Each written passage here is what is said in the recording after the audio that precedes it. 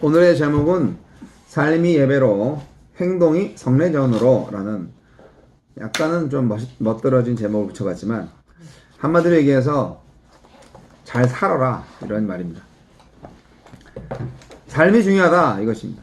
행동이 중요하고 살아가는 것이 중요하다 이것인데, 저희 교회에서는 지난 주일에 하늘과 땅의 일상적 연결을 꿈꾸는 선교적 교회의 비전을 바라보았습니다.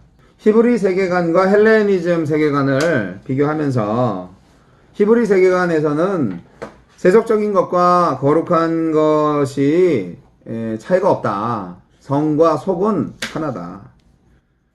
그래서 살아계신 하나님과의 관계 속에 있다면 모든 삶이 거룩하고, 하나님과 관계가 없으면 모든 삶이 거룩하지 않다. 그러한 말씀을 드린 바 있습니다. 20세기의 최고의 기독교 사상가인 C.S. 루이스라는 사람이 이런 말을 했다고 합니다. 많은 사람들이 그 당시에도 그리스도인들이 이제 논쟁을 한 거죠.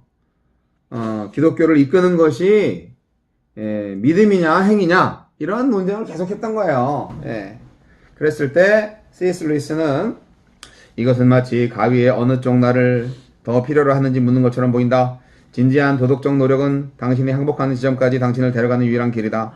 그리스도를 믿는 믿음은 그 지점에서 느끼는 절망에서 구원해내는 지름길이다. 그리고 그분을 믿는 믿음에서 선한 행위는 필연적으로 따라오게 된다. 라는 말을 남겼습니다. 약간 어려운 것 같으면서도 간단히 말해서 행위와 믿음, 행위냐 믿음이냐 그 논쟁 자체가 말이 안 된다 하는 것입니다. 기독교는 행동의 종교고, 당연히 믿는 사람이라면 당연히 행동하는 사람이고, 행동하는 사람이라면 당연히 그 행동을 할 수밖에 없는 믿음이 있어야 될 거 아니냐. 그거 당연하다. 어떻게 분리되냐. 이런 얘기를 하는 거죠. 자, 오늘날 시대를 흔히 포스트 모던 시대라고 합니다. 크리스텐덤 시대와 모던 시대가 다 지나갔어요. 오늘은 포스트 모더니즘 시대예요. 그게 뭔지 모르는 시대가 포스트 모더니즘 시대. 아무도 포스트 모더니즘이 뭔지 몰라요. 뭐라고 하간 20년 전부터 포스트 모더니즘에 대해서 얘기하고 그랬는데 뭐 계속 파괴되고 있는 것 자체가 포스트 모던이에요. 참. 현대적인 거가 모던 시대인데 그것도 더 초현대주의라고 말할 수도 없고, 하여간 뭐든지 모든 형식을 다 깨버리는 게 포스트 모던인데, 자, 이게 이제 오늘날 정말 예측할 수 없는 미래, 예측할 수 없는 그런 세상을 살고 있는, 그야말로 뭐 4차 혁명 시대다 하면서 기술의 발전이 너무나 날로 빨라지니까 정말 옛날에 마술처럼 영화처럼 보였던 여러분 아시다시피 이 휴대폰의 그 터치 스크린 요게 참 신기하잖아요. 버튼을 눌러야 되는데 누르지도 않고 터치해서 어떻게 이렇게 되냐. 근데 요즘 이게 일상이 됐잖아요. 터치가 아닌 게 없어요. 모든 가전제품이나 뭐 차의 내비게이션이라든지 하여간 모든 거에 다 터치 스크린, 부자들은 이런 테이블 자체를 터치 스크린 화면으로 만들어가지고 컴퓨터를 사용하는데, 요즘은 기술이 너무 발달해가지고 모션으로 다 알아먹는다잖아요.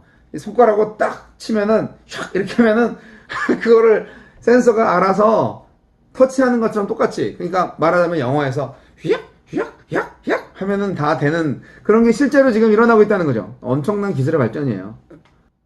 이런 시대에 그러면 교회가 필요 없냐? 아니죠. 교회가 정말 필요하죠. 근데 어떤 교회가 필요하냐? 크리스텐덤 교회는 필요 없다는 거예요. 모던 시대 교회도 한물 같다는 거예요. 오늘날 현대인들은 민주적이고 가부장적이지 않으면서도 정이 넘치는 포용적인 공동체를 찾고 있다는 것입니다. 오늘날 현대인들이 외롭거든요. 이들은 순수하고 세련되지 않은, 별로 기교를 부리지 않으면서도 현실적인, 단지 이론이 아니라 행동에 관심이 있는 그룹을 좋아한다는 것입니다. 이런 교회가 우리가 돼야 된다는 거예요. 오늘 우리가 지향해야 될 교회가 권위적이지 않으면서 사랑에 넘치는 교회가 되어야 합니다. 민주적이고 모든 사람들이 존중받을 수 있는 그런 교회가 되어야 됩니다. 그런데 말로만 떠드는 게 아니라, 교리를 말하는 것이 아니라 행동하는 공동체. 우리는 기독교를요 히브리 세계관으로 다시 무장시키고, 예수님과 바울과 초대 그리스도인들이 살았던 메시아적 영성의 회복을 통해서 새로이 등장하는 세대들에게 확실하게 다가갈 수 있는 교회를 만들어 가야 될 줄로 믿습니다. 그것이 메릴랜드 선교교회의 갈 길입니다. 저희 부부가 영화를 봤어요. 근데 왜 이렇게 영화 그인지 정말. 근데 참 드라마였는데 어떻게 이런 영화를 만들었을까? 2시간 47분 동안 아주 찬찬히 스토리를 전개해 나가는데 제목은 행복한 남자애라는 영화입니다. 덴마크가 배경이고요. 덴마크가 아주 전 세계적으로 신앙심이 굉장히 출중한 나라잖아요. 덴마크가 아주 기독교 전체 국가로서 아주 개신교 국가입니다, 거기가. 근데 대대로 이제 목사 집안에 그 아들이 있었어요. 목사 집안의 아들이. 근데 이제 아버지가 너무 엄격하시고, 그리고 목사니까 가난했고 월급만 받으니까, 그리고 또 성과 속이 아주 구분이 확실했어요. 그래서 굉장히 도덕적인 분이었고, 그래서 계속 대대로 목사를 하는 그런 집안이고, 형은 목사가 됐어요. 근데 동생인 자기는 어렸을 때부터 아버지의 그 권위적이고 또 이런 그야말로 한마디로 얘기해서 우리가 얘기하는 크리스텐덤 교회의 표상이었는데, 그 세계에서 벗어나고자 몸부림을 쳤고 결국 본인이 꿈꾸는 공학도에 그 도전을 했어요. 그래서 도시로 나가서 이제 대학에 들어가서 엔지니어가 되는 거죠. 근데 너무너무 기발했어요, 옛날부터 생각이. 그래가지고 덴마크에 어디 항구에 가서 이렇게 만들고, 또 풍차를 건설해서 에너지를 만들고 하여간 미래 공학도였어요. 그래서 많은 사람들한테 감동을 주면서 그렇게 했는데, 결국은 이 사람이 그 뜻을 다 이루지 못하고 사랑도 성공하지 못하고, 정말 조금만 마음을 이렇게 현실적으로 잘 적응시키면 융통성 있게, 결국은 자기 아버지한테서 받았던 그런 권위주의에 대한 그 벽을 넘지 못하고 자기 자신의 어떤 틀이 있는 거죠. 그래서 세속적으로 볼 때, 세상적으로 볼 때 정말 성공할 수 있었던 기회를 다 버리고 나중에 결혼도 맨 처음 사랑했던 사람하고 하지 않고 다시 고향으로 돌아와서, 그게 이제 아버지의 장례식에 이제 와서 갑자기 마음이 바뀌어가지고 거기에 이웃 교회 목사님 딸하고 결혼을 하게 되고, 그래서 이제 도시에 남겨놓은 애인은 그냥 평생 홀로 지내고 이런 일이 있는데요. 나중에 어떻게 되냐면 끝까지 어머니가 돌아가시면서도 아버지가 남긴 유산이다, 시계 하나 딱 주면서 아버님 널 정말 사랑하셨다, 그렇게 하는데도 아버지의 사랑을 회복하지 않고, 그리고 그냥 이 사람도 결국 암에 걸려서 죽습니다. 그래서 왜 이런 사람이 행복한 남자지? 우리 두 부부는 그 영화를 보면 영화 내내 어떻게 이게 행복한 남자냐, 이렇게 불행한 남자가 어딨냐. 근데 이게 역설적인 메시지를 담고 있는 영화라고 저는 생각합니다. 오죽 그런 그 행복한 남자가 결국 크리스텐덤 교회로부터 탈출을 해야만 행복해질 수 있을까 하는 그런 걸 얘기하는 거죠. 제가 충격적이었던 것은 그 주인공 남자의 그 정말 사랑했던 약혼자가 유대인의 딸이에요. 근데 이분이 사랑이 많아요. 특히 어린아이들, 고아들한테 사랑이 많고, 자기가 사랑하는 이 남자가 어릴 때 굉장히 아버지한테 상당히 엄격한 그러한 대우를 받았구나라는 그 상처 때문에 이렇게 오늘날도 삐뚤어져 있구나라는 걸 파악을 해서 이 약혼녀가 고아들을 많이 돌보는 마음이 있어요. 근데 이분이 그 시장에 나가서 고아들을 도와주고 그들에게 급식을 하는 단체에 가서 내가 좀 도울 게 있습니까? 급식을 도와드릴까요? 그랬는데 거기 도와주고 있는 사람들이 여기 단체가 무슨 단체인지 아냐고, YMCA라고 그러면서 이건 기독교 단체라고, 당신 같은 이교도는 올 수 없다고 그렇게 얘기를 하는 거예요. 왜냐면 이 사람은 유명한 집의 부잣집 딸인데 유대인이었던 거죠. 그러니까 그런 봉사조차도 못해. 결국은 이 사람이 자기 유산 받는 거 다 미리 정리해가지고 고아들을 위한 대안학교를 세웁니다. 그리고 평생을 그 학교에 헌신하면서 살아요. 나중에 이 주인공 남자가 불러요. 편지 써가지고 보고 싶다, 와라. 이제 암으로 죽기 한 2달 전이야. 그러면서 작은 돈 모은 거를 그 대안학교에 기부금으로 써달라. 그리고 미안하다 어쩌고 하면서 이제 결국은 그렇게 혼자서 고독하게 지내는 그 기쁨을 알겠냐, 나는 그런 사람이다라는 얘기를 하면서 그렇게 영화가 허무하게 끝나더라고요. 오늘날에 많은 크리스텐덤 교회가 이렇게 종교 지도자들, 목사들 정말 힘들게 하고 있어요. 진정한 하나님의 나라, 고아들과 사람들 간에 차별이 없고 서로 행복하고 사랑하며 섬길 수 있는 그런 세상을 꿈꾸는 하나님의 꿈이 누구를 통하여서 이루어질 것인가. 저는 그때 개신교도 똑같이 뭐 다른 유대교뿐만이 아니라 다른 종교들을 막 이교도라고 하면서 이렇게 차별하고 가까이 지내지 않으려고 하고 그런 그 차별주의와 또 말하자면 영적 교만이죠. 그런 가운데에서 우리가 교회 권위주의 안에서 신앙생활을 한다는 것이 얼마나 비극적인 일이었는가. 저는 행복한 남자, 영어 제목은 사실 행복한 남자는 아니었습니다. 운 좋은 남자로 번역을 해야 되는데 좀 어감이 안 좋으니까 그렇게 이제 Fortunate Man이라는 영화였는데 굉장히 지루한 영화이기 때문에 이 영화는 같이 못 보겠어요. 근데 우리 부부는 정말 많이 며칠 동안 생각을 하게 하는 영화였습니다. 저는 이제 그런 스토리, 하나의 뭐 스토리인데 실화적인 내용들이 분명히 있기 때문에 우리에게 있어서 진정한 구원이 무엇일까를 보면은 선교적 교회로 바뀌지 않는 한 정말 이 세상과 교회와 기독교는 희망이 없겠다라는 생각을 하게 됩니다.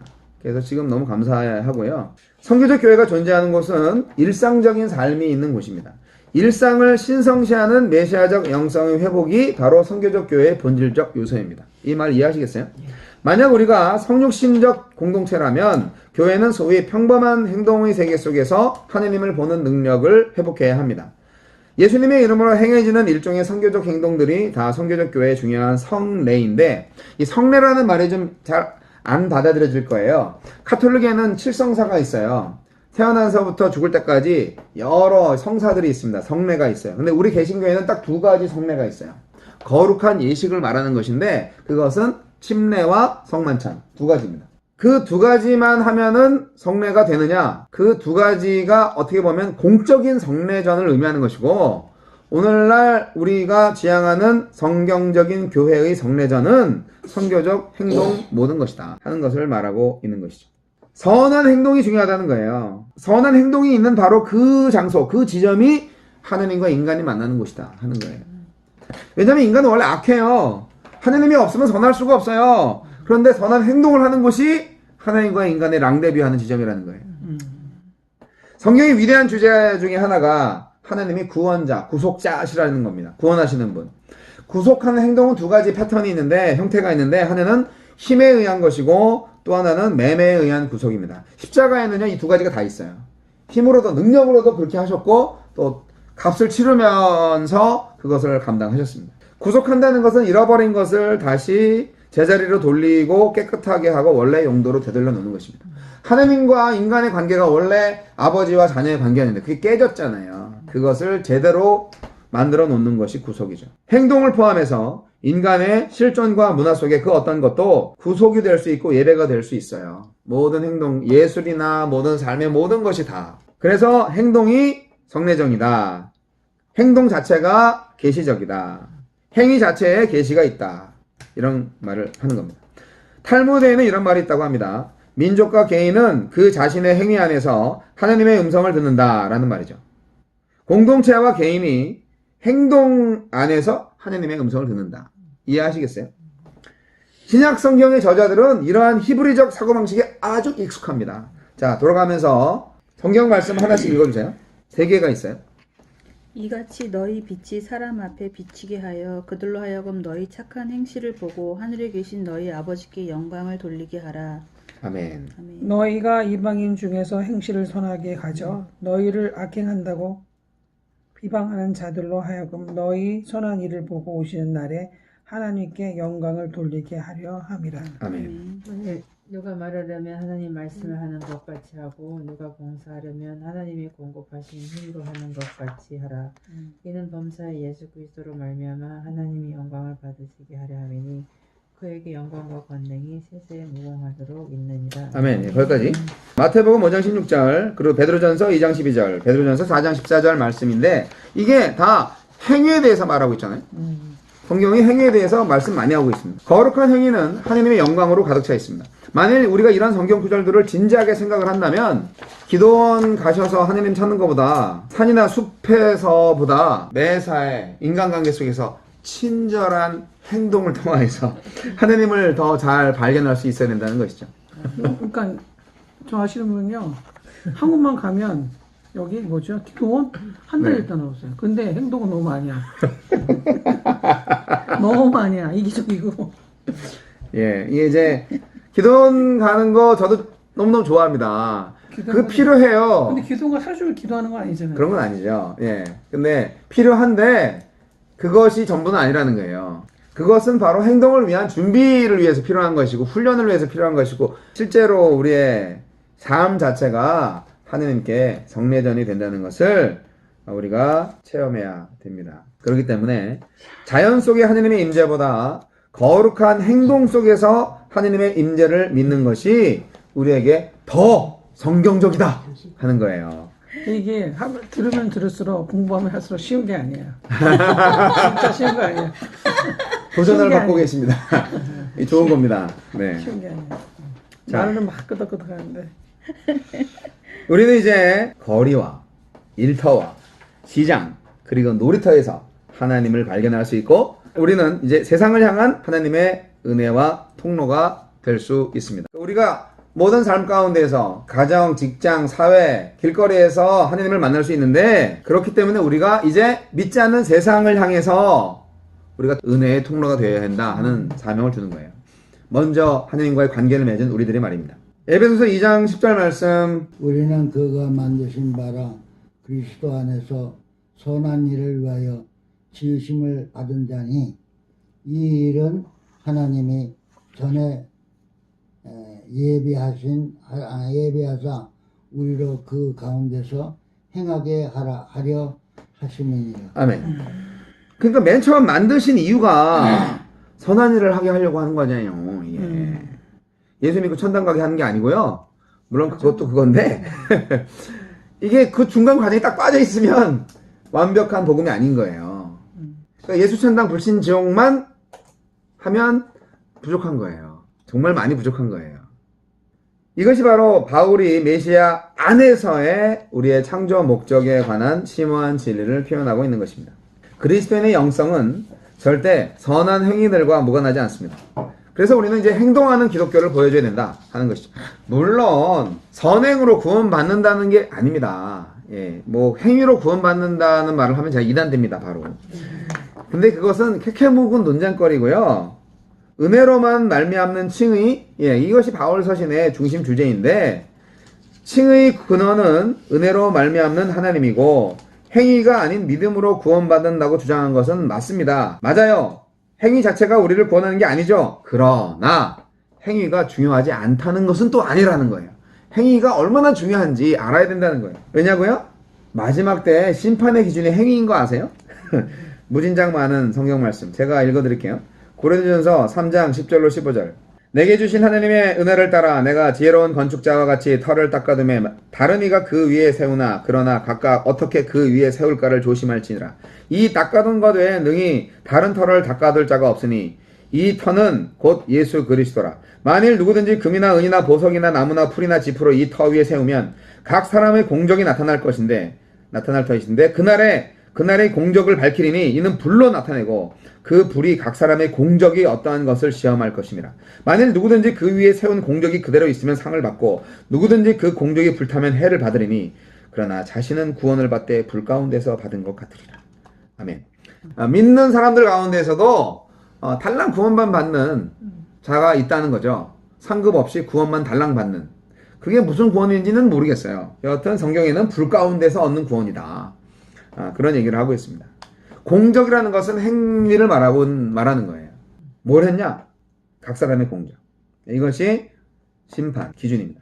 자, 두 번째 마태복음 한번 읽어주시겠어요? 12장 36절로 37절. 내가 너희에게 이르노니 사람이 무슨 무익한 말을 하든지 심판날에 이에 대하여 신문을 받으리니 내 말로 의롭다함을 받고 내 말로 정죄함을 받으리라. 아멘. 말도 잘해야 됩니다. 말을 행위와 다른 말로 하시면 어떻게 감당하시려고? 그러니까. 이 무서운 말씀입니다, 이게. 예, 너 말한 거 다 내가 녹화해놨어. 녹음해놨어, 너. 다 알아요. 네 말로 의롭다함을 받고 네 말로 정죄함을 받으리라. 이 너무너무 무서운 말씀 아닌가요? 내가 너희에게 이르노니 사람이 무슨 무익한 말을 하든지 심판날에 이에 대하여 신문을 받을 것이다. 이 말을 잘해야 됩니다. 말해놓고 기억이 안 그러니까 나. 말로 떠버릴 사람 있잖아. 내가 다 해줄게.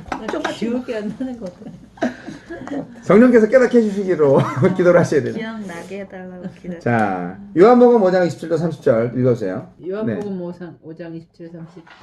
또 인자됨으로 말미암아 심판하는 고난을 주셨느니라. 이를 놀랍게 여기지 말라. 무덤 속에 있는 자가 다 그의 음성을 들을 때가 오나니 선한 일을 행한 자는 생명의 부활로 악한 일을 행한 자는 심판의 부활로 나으리라.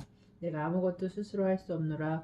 듣는 대로 심판하노니 나는 나의 뜻대로 하려 하지 않고 나를 보내신 이의 뜻대로 하려 함으로 내 심판은 의로우니라. 네. 굉장히 무서운 말씀입니다. 예수님 말씀하신 거예요. 내가 인자됨으로 말미암아 심판하는 권한을 하나님께서 나한테 주셨는데 내가 이렇게 심판하는 건 내 뜻이 아니고 아버지 뜻이야. 놀라지 마. 선한 일을 행한 자는 생명의 부활로, 악한 일을 행한 자는 심판의 부활로 나오리라. 이 말씀이 분명히 성경에 있어요. 이거를 부정할 수는 없어요. 행위가 가치 없는 것이라면 그게 어떻게 마지막 때에 재판정까지 따라옵니까? 행위에 대해서. 왜 하느님은 이거를 진지하게 생각을 할까요? 선함은 오직 마음의 의도에만 거하는 건가요? 아니면 행위에도 거하는 건가요? 행위와 마음이 하나이기 때문에 그래요. 우리의 행동은 우리의 평판, 고결함 혹은 신분의 표현인 거예요. 이거 뻔한 거를 지금 제가 왜 교회에서 이렇게 설교 시간에 말을 하는지 모르겠어요. 당연하지. 근데 이상하게도 말만 많은 기독교 때문에 이런 말을 굳이 하는 거예요. 그리스도처럼 살라는 고매한 소명을 버린다면 우리는 그리스도의 신분을 버리는 겁니다. 우리는 행동으로 구원받지 못하지만 우리가 누구인지는 행동으로 알게 해주는 거예요. 예수님이 말씀하셨어요. 너희가 서로 사랑하라. 이로써 모든 사람들이 너희가 내 제자인 줄 알리라. 그렇게 말씀하셨어요. 그러니까 나는 예수님의 제자예요. 라고 동네방네 안 떠들어도 서로 사랑하면 예수님의 제자시군요. 그렇게 알아먹을 거라고 얘기를 하시는 거예요. 예수님께서. 교회가 메릴랜드 최고의 교회가 여기 있습니다. 광고 엄청 때리고 그렇게 안 해도 우리가 서로 살아가면 그 예수님의 제자 교회가 거기 있어요. 그렇게 된다는 거죠. 성경의 하나님은 올바른 생각, 바른 동기, 바른 행동뿐 아니라 바른 삶에도 아주 관심을 많이 갖고 계십니다. 사실은 그것이 전부입니다. 바른 삶이 전부이다. 이거를 아주 우리의 몸속에 쫙 박아놓으세요. 이 바른 삶이란 거룩한 영역으로 인식되는 한 부분에서만 생겨나는 것이 아닙니다. 우리의 삶 전체에서 생겨나야만 합니다. 이 세상은 내향적이고 비밀스러운 거룩함을 뛰어넘는 뭔가를 원하는데 거룩한 감정과 좋은 의도를 뛰어넘는 어떤 것들을 필요로 하는데 하나님은 우리의 삶을 필요로 하십니다. 우리의 몸을 다 필요로 하세요. 세상을 하나님의 것으로 다시 되찾는 일이 결국 하나님의 뜻을 따라 사는 교회를 통해서 이루어질 텐데 쓸만한 교회가 별로 없네요. 자, 로마서 12장 1절로 2절. 굉장히 중요한 말씀이에요. 날마다 묵상하고 평생 묵상해도 오늘 시대에 필요한 말씀. 그러므로 형제들아 내가 하나님의 모든 자비하심으로 너희를 권하노니 너희 몸을 하나님이 기뻐하시는 거룩한 산 제물로 드리라. 이는 너희가 드릴 영적 예배니라. 너희는 이 세대를 본받지 말고 오직 마음을 새롭게 함으로 변화를 받아 하나님의 선하시고 기뻐하시고 온전하신 뜻이 무엇인지 분별하도록 하라. 아멘. 아멘. 자, 이렇게 진리가 이제 몸으로 재물을 삼아라. 이게 무슨 말인지. 그건 결국은 뒤에는 그게 뭐냐고? 그게 너희들의 영적 예배야. 아니 영적 예배라고 하면은 거룩하게 이렇게 두 손 모으고 눈 감고 막 파이프 오르간 소리 막 들으면서 이렇게 쏠라쏠라 해야 되는 그런 거룩한 예배가 아닐까? 요 향도 피워놓고 카톨릭에서는 그런 신비적인 그런 광경을 생각할 수 있는데 그게 아니고 너희 몸을 드려라. 제물로 드려라. 산 제사로 산 제물로 드려라. 뭐지? 그게 영적 예배라고 그렇게 하느님께서 바울 사도를 통하여서 말씀하십니다. 영적 예배 그러는데 그게 몸으로 사는 거라고요. 이해하시겠어요? 그러니까 이 몸과 마음, 영과 육 하나라니까요. 분리되어 있지 않아요. 영적으로는 거룩하고 육적으로는 타락할 수 없어요. 성경에서 이런 구절들이 꽤 많습니다. 그런데 자꾸 분리시키려고 하는 이단 아닌 이단들이 계셔가지고 여러분 저는 여러분이 일상생활 가운데에서 사람들과 관계 속에서 얼마든지 영적 예배자가 될 수 있다고 생각합니다. 여러분 고객과 또는 동료와 또는 뭐 직원과 또는 뭐 상사와 또는 환자와 뭐 불신자와 또는 신자와 뭐 모든 사람들과 더불어서 관계할 때 우리가 친절한가? 우리가 하느님의 마음을 품고 있는가? 우리가 하느님의 눈과 귀로 손과 발로 그들을 하느님께로 인도할 수 있는가? 또는 우리 믿는 사람들이라면 서로 사랑하고 있는가? 이러한 여러 가지 관계들을 통하여서 정말 하느님 앞에서 친절한 행위를 통하여서 우리가 영적 예배자가 된다 하는 것이죠. 진리는 행동으로 나타나야 합니다. 진리에 대한 그 어떤 추구도 반드시 선한 행위로 맞춰져야 합니다. 우리의 목표는 행위로서의 진리입니다. 그러니까 진리가 이것이다, 이것이 진리다 암만 떠들어봤자 소용없다고요. 논문 100개 써도 소용없다고요. 그냥 그렇게 행하시면 된다고요. 이 진리를 향한 노력이 얼마나 중요한지요. 메시아적 신앙이 바로 이 땅에 참된 공동체를 만들려는 의지를 가지는 것인데 행동하지 않고 순전히 묵상하고 이런 개인적인 신앙은 결코 그리스도적이지 않습니다.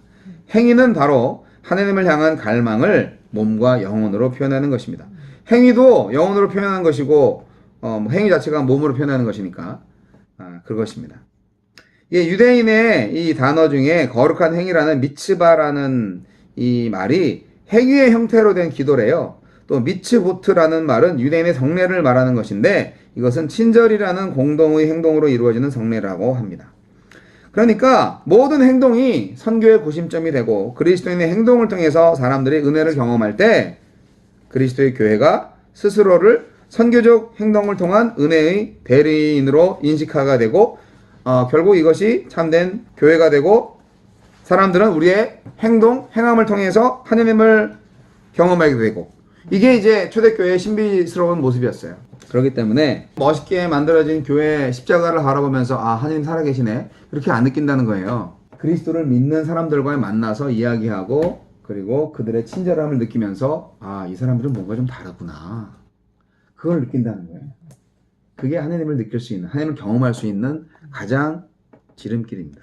근데 그거를 백화점에 친절한 안내해 주시는 그런 환영해 주시는 그런 직원들처럼 교회가 새신자들한테 환영 인사를 하고 좀 그렇게 하는 것으로서 하느님을 경험하게 할 수 있을까?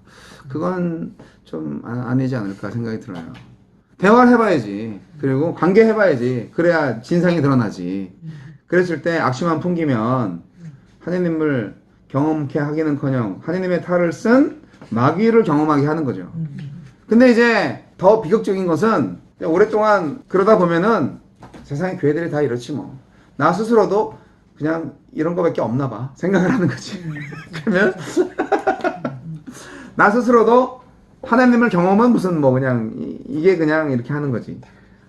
이게 좀 저도 스스로 몇 년 동안 큰 교회에 있으면서도 이게 제대로 하는 건가 많이 생각을 했었어요. 뭔가 다른 게 없지 않을까 생각했었는데요. 그래서 메시아의 영성을 계속 말씀드리고자 하는 것입니다. 뭐 거의 결론적인 말씀인데요. 우리에게 일상의 거룩함을 주는 것은 메시아의 영성입니다. 메시아라는 말은 다시 또 말씀드리지만 히브리적 개념으로 구원자적 사명을 일깨워주는 말씀인데요. 이것은 이론론적인 관점에서의 인식을 가지고 하나님을 바라보고 또 하나님께서 주시는 그러한 계시를 받고 사명을 감당함에 있어서 메시아적으로 하는 것을 의미하는 것입니다. 이것이 바로 우리의 일상을 거룩하게 하고 하늘과 땅 사이의 일상적인 연결을 가능하게 하는 자원을 제공합니다. 뭐가? 메시아적 영성이. 그게 뭔지는 모르지만 하여간 영과 육이 하나 되고 그리고 행동으로 목소리를 듣게 해주는 삶과 관계를 통하여서 하나님을 경험하게 해주는 그런 영성이라는 거예요. 이것이 바로 포스트 모던 시대에 사람들이 부르짖어 찾는 교회입니다. 사람들은 이제 아주 기가 막힌 신학과 교리 체계 이런 거 원하지 않아요. 이 혼란스럽고 불확실한 시대 속에서 단순히 친절하고 진실하고 사랑스러운 공동체를 찾고 있어요. 더욱더 인간적인 걸 찾고 있다고요. 지금 얼마나 그 전자기기와 모든 현대 첨단 과학 문명에 둘러싸여 있어요. 혼밥 먹는 사람들이 많아지고 정말 요즘 같은 사람들처럼 영적인 거를 찾는 사람이 없어요. 그런데 그들에게 진짜 영적인 것이 뭐냐 하는 것을 느끼게 해주려면 영적인 어떤 종교적인 어떤 그런 의식이나 이런 신비적인 거 우리나라 청년들은 얼마나 도시 속에서도 천막 들어가가지고 이게 카드 점 보고 있는지 말도 못해요. 점치는 사람들이 얼마나 배가 성장했는지 모른대요. 지난 10년 동안. 기독교인 중에서도 점 보러 가는 사람들 많지 않아요? 기독교인 중에서도 이제 결혼 막 시킬 때 궁합이 어때? 이렇게 보는 사람 있지 않아요?